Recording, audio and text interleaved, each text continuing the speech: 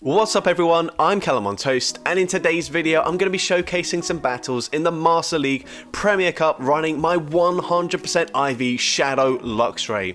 This Pokemon was ridiculously expensive to power up. I think about 600k Stardust to get it all the way up to level 50, and then another 90k Stardust for the second charge move, so that is ridiculously expensive. It's the reason why I wasn't able to power it up straight away when this cup did drop. I've had to grind so much to get that dust.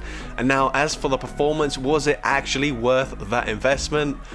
No, of course not. But when you got 100% IV Shadow Pokemon, you just have to flex it, you have to go and max it out, and that's what I've done here. Now if we look at the key matchups on PvPoke, you'd actually think it's a very good Pokemon, being able to beat Metagross, Gyarados, Togekiss, Dragonite and Snorlax in the one shield scenario, but unfortunately, it's a bit of a sim hero in the fact that we're baiting with Psychic Fangs in all of these matchups and then landing the Wild Charge up against a defense debuffed Pokemon, and that's why we're able to win the one shield scenario.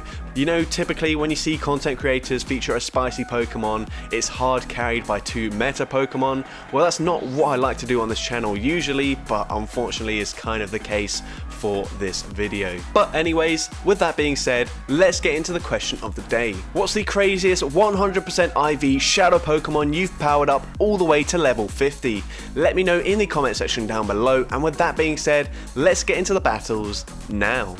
Alright, so to start things off, we are literally just running the same team I ran in my previous video, but replacing Gyarados with the Shadow Luxray. And here, we lead into a Metagross. My opponent swaps into a Chestnut, and actually, this isn't that bad of a matchup because we can spam these Psychic Fangs. Of course, the first one doesn't do an awful lot of damage, but we do debuff their defense with every use, so this second Psychic Fangs will probably threaten a shield, and it does. And if my opponent overfarms, we'll get to another Psychic Fangs, and we should be able to get both shields from this Chestnut, which is actually really good because if you guys know from my previous video, Chestnut was an absolutely insane core breaker to my entire team, so it's very handy that we can grab both shields from the Chestnut so early in the match. Now here my opponent's going to swap out back into the Metagross, we're going to respond with the Ursaluna, gonna let this charge move go through. Of course we don't have any shields remaining, we will overfarm in this matchup as much as possible and then go for the high horsepower just before they make it to the next Meteor Mash.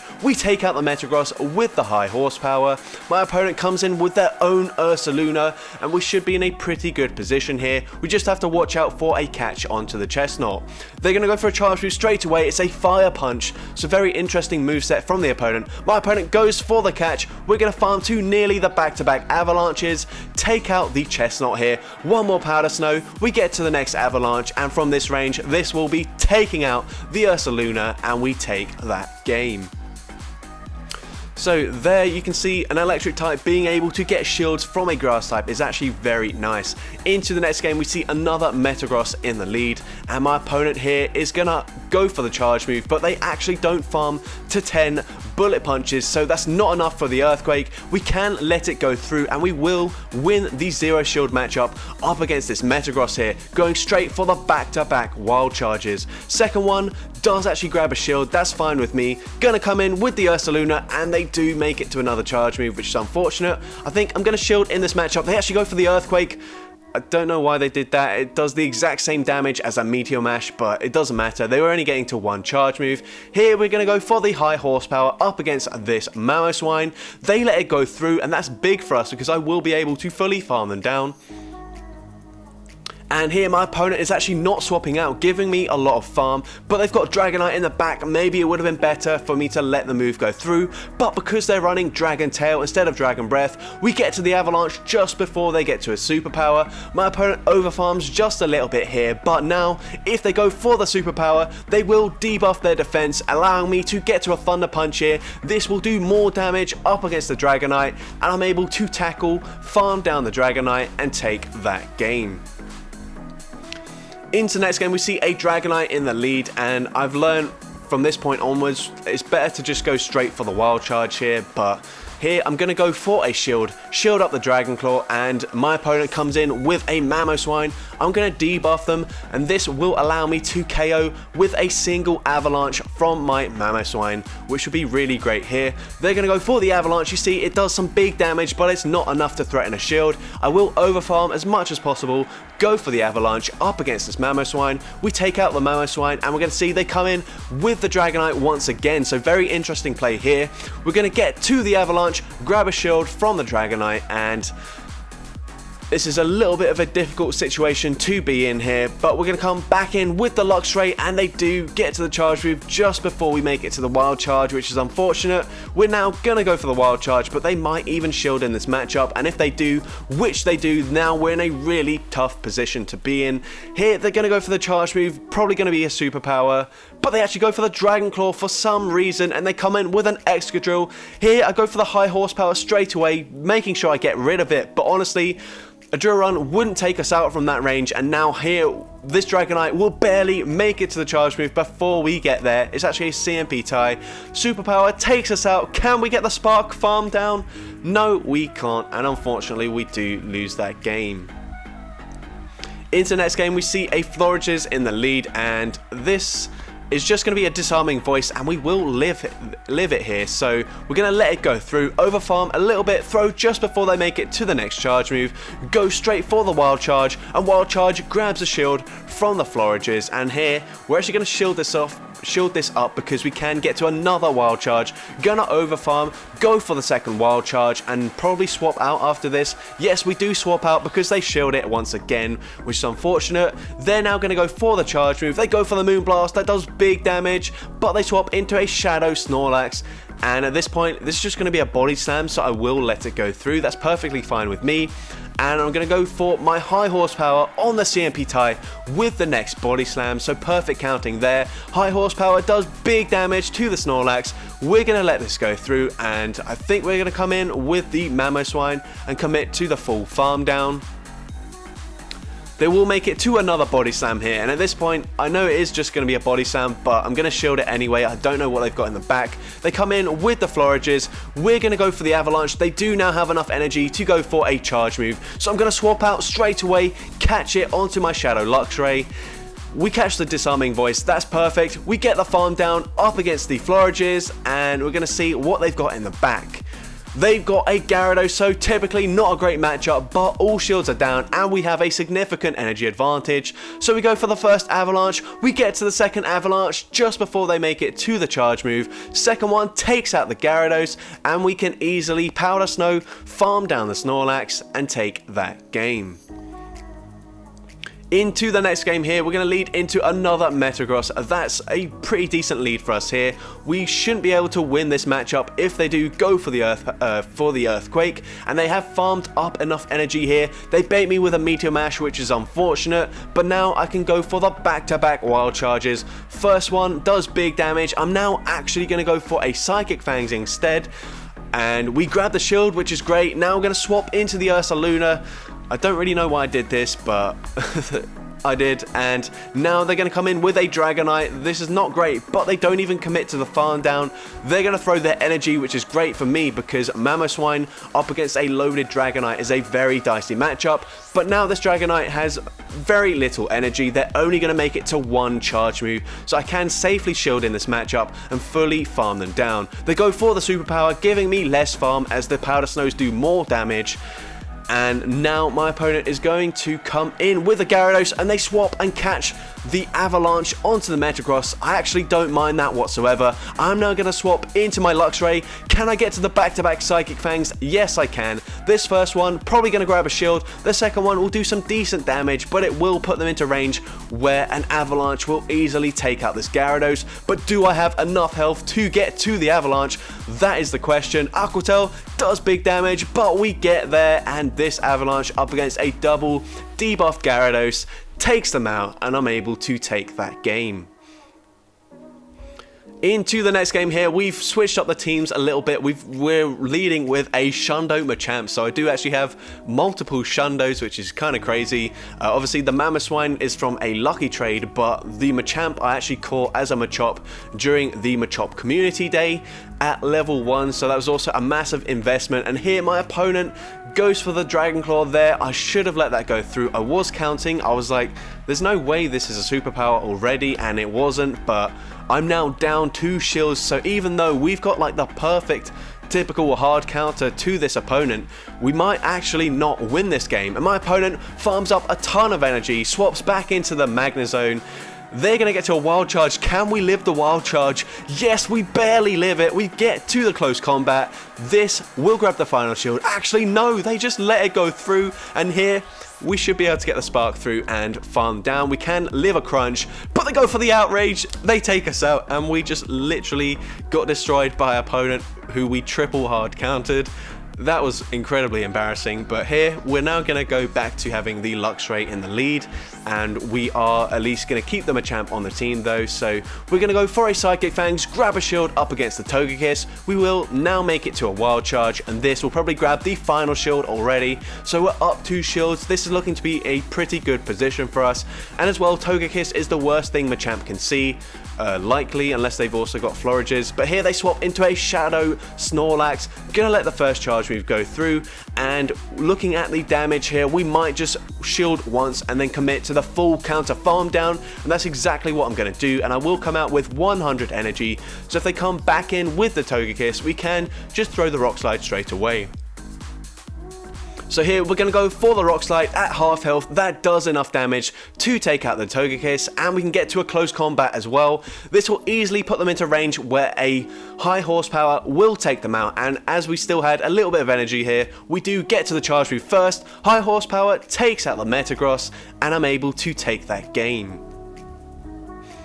Now into the next battle, we see a Dragonite in the lead, and what I found is that most Dragonites just go straight for the charge move, so I'm going to do the same, and we will barely live this Dragon Claw, and we get to the Wild Charge. Wild Charge not going to do that much damage, but it will put them into range where I can safely Powder Snow farm them down before they get to a charge move, so that's really nice for me. And as well, remember, Mamoswine absolutely deadly in this meta.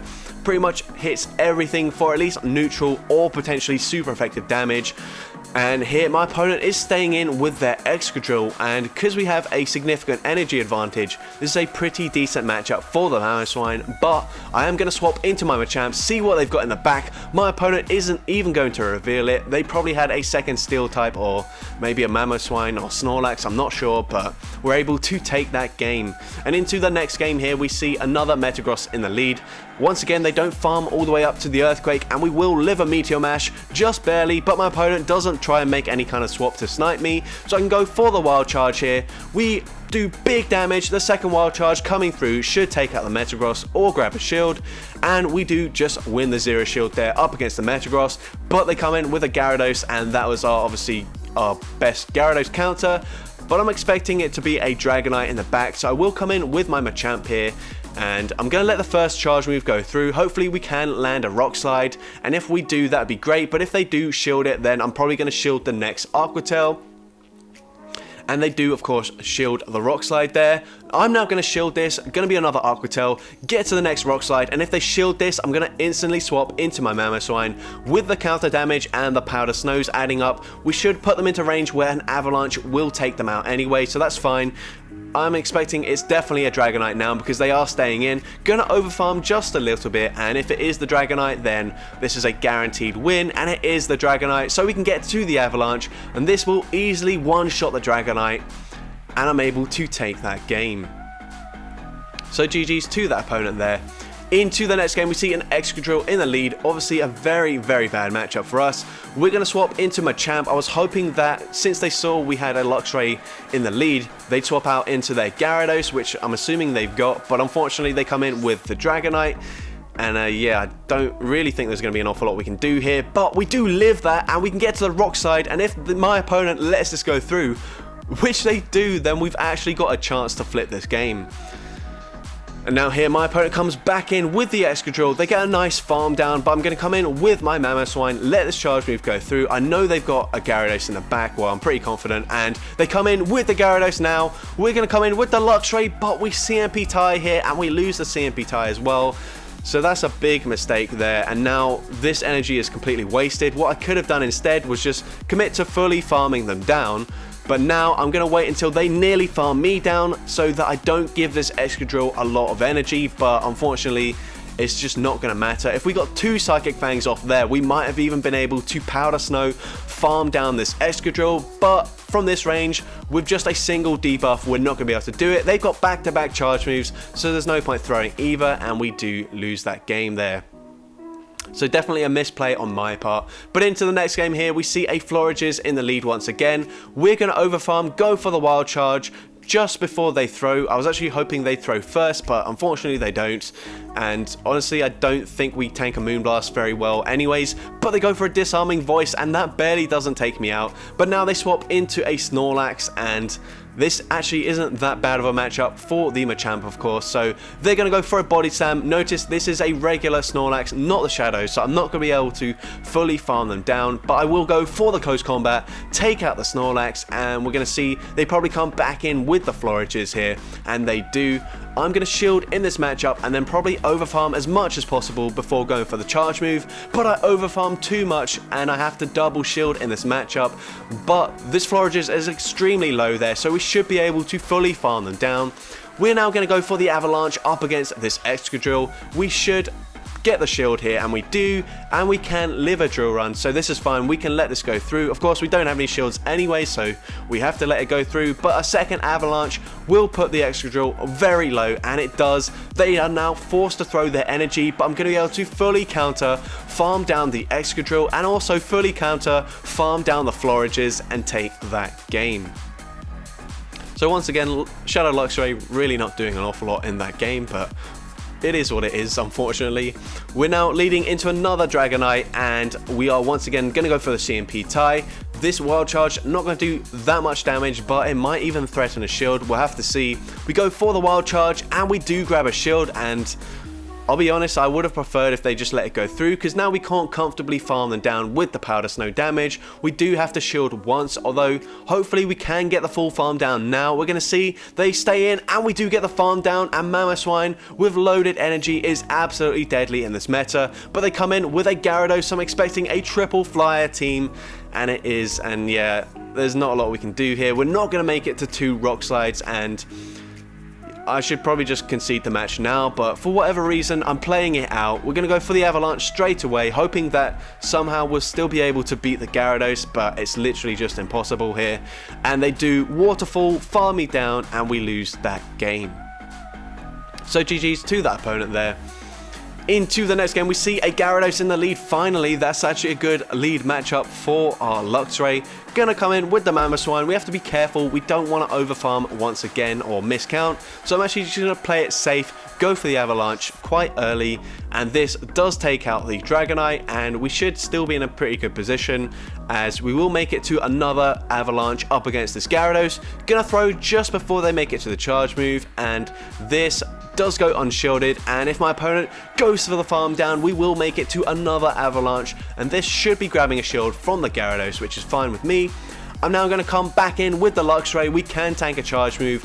Even if it's an Outrage from here, it won't take us out, I don't think. And they do just go for the back-to-back Aqua Tails. We should live this as well. And now we're going to swap instantly into our Machamp up against a Metagross in the back here. So I know that we do get to the charge moves one fast move before the Metagross, so we should be able to overfarm by 1 here, go for the first close combat, and then go for the second close combat, and we should be able to get there just before them, but they get there as well. And the reason for that is because their switch didn't take a turn, whereas mine did, and that's something that I found like happens quite a lot, is that whenever I switch after a charge move, it actually does take a turn, which is what it's supposed to, but whenever my opponents do it, it doesn't take a turn, and it's annoying because we actually lose that game there because I didn't account for that. But into the next game anyways, my opponent tries to catch a charge move here onto their Chestnut, but we do go for the Psychic Fangs instead, which is great.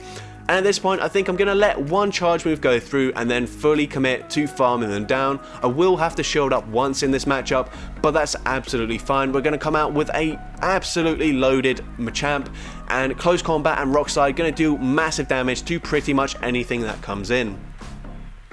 So we go for the close combat. We get a shield from that Metagross, and we're going to get to another close combat, and we grab both shields, which is great.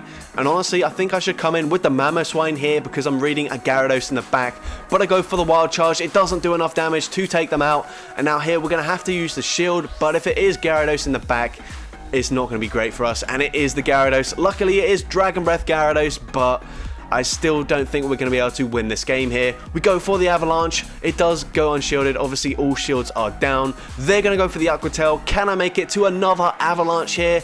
Yes, we barely make it to the Avalanche. This might be huge. Avalanche takes out the Gyarados. We get off one Powder Snow. Can we get the farm down? No, unfortunately we can't. And once again, Shadow Luxray just not quite strong enough there to take that game. So that's going to be it for today's video. Certainly not my best investment for the Go Battle League, but do bear in mind I couldn't afford to build the perfect team around Shadow Luxray. I kind of just had to use what was already built, so maybe not the perfect team composition either, but I tried my best. Unfortunately, in the lead scenarios, it probably doesn't get the best showcase because you're not going to be nuking Pokemon left, right, and center. But then as a save swap, it just wouldn't work with Excadrill being so common in the meta. So yeah, I kind of just didn't really know where to play it. As a closer, it might have been great, but I needed a Pokemon that could bait out Excadrill, and I don't really have anything built that would do that, so oh well, it is what it is. If you did enjoy today's video, if you appreciate the fact that I spent 700k Stardust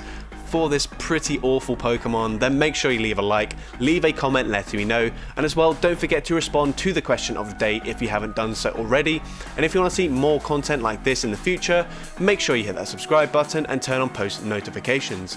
And with that being said, let's get into the shoutouts from my previous video. So firstly, we got Otar, who says, my best team this season was Medi, G-Weezing, and Noctowl in the Great League. It carried me from 2000 to 2500, and then when the Great League went back, I've been able to get to the Legend with this team from like 2700, so that's a pretty significant elo gain with this team. Sure, Medicham and Noctowl fairly common duo that you would see together, but Galarian Weezing I think is a really underrated Pokemon.